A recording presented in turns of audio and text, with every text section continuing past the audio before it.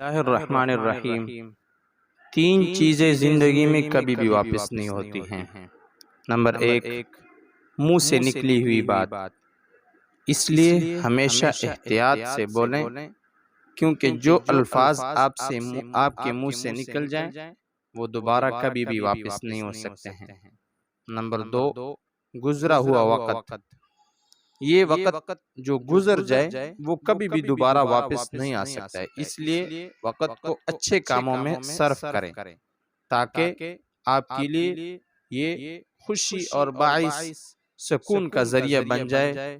Number تین، جوانی یہ جب ایک دفعہ گزر جائے تو دوبارہ واپس نہیں آتی ہے، اور جوانی کی عبادت اللہ تعالیٰ کو پسند بھی ہے، اس لیے جوانی کو فضولیات لغویات میں نہیں گزارو بلکہ اللہ کی عبادت اور اللہ کی بندگی میں گزارو، تو انشاءاللہ ہمیشہ کامیاب اور خوش اور خرم رہیں گے۔